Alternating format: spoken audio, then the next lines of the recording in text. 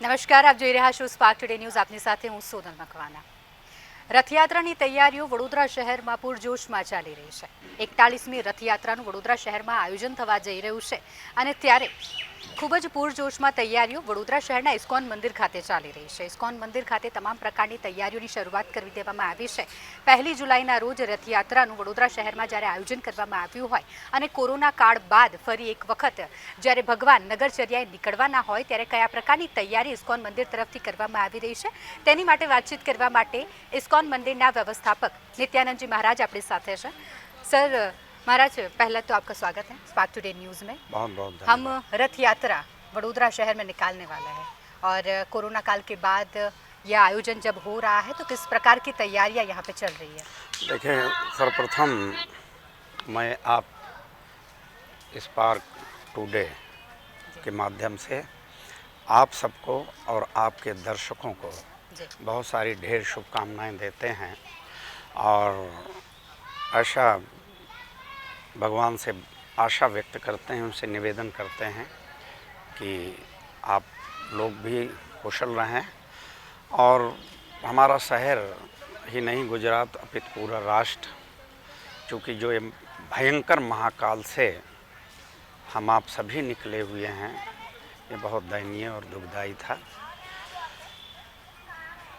रही बात भगवान श्री जगन्नाथ जी रथ यात्रा के, इस्कॉन मंदिर के द्वारा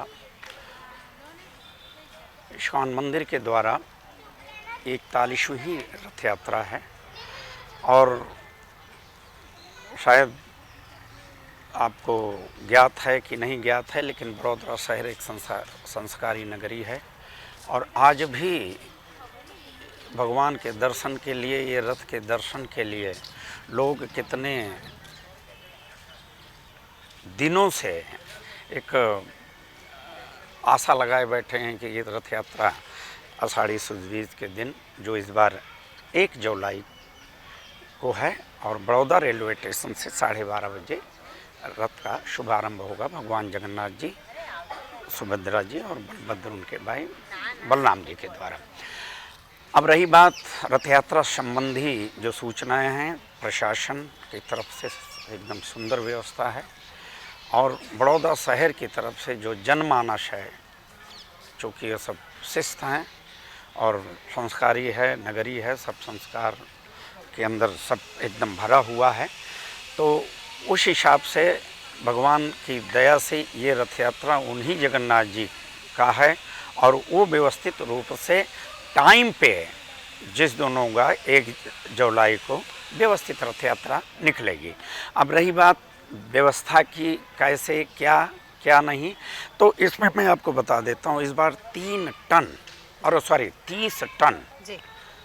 जो रथ के पीछे ड्यूरिंग रथ यात्रा टाइम जो है, 30 टन बड़ोदरा वासियों के लिए सिरा का आयोजन हो रहा है मंदिर के द्वारा.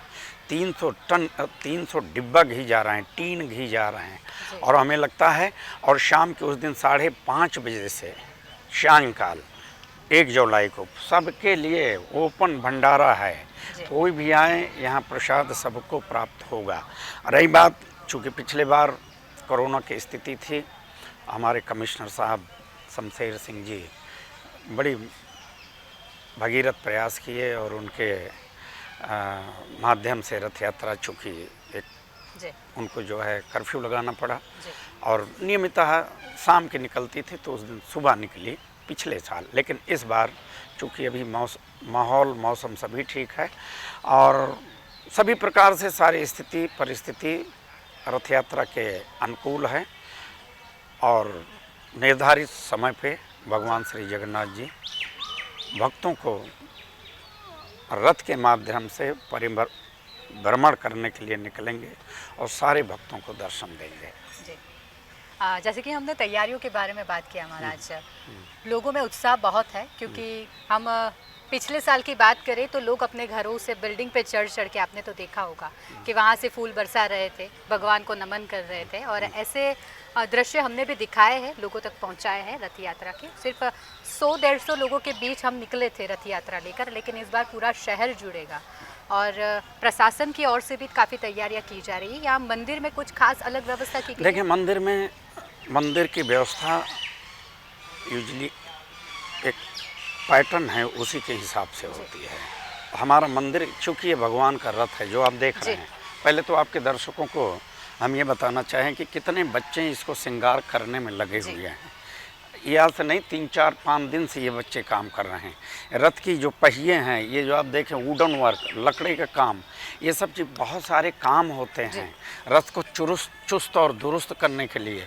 एक बार क्या हुआ था, बहुत साल पहले हमारी वायरिंग टूट गई थी रथ की, स्टीयरिंग, तो उस समय बड़ी विषम परिस्थिति हो गई थी।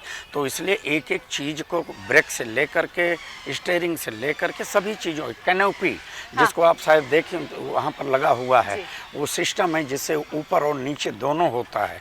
तो एक भव्य तैयारी हो रही है।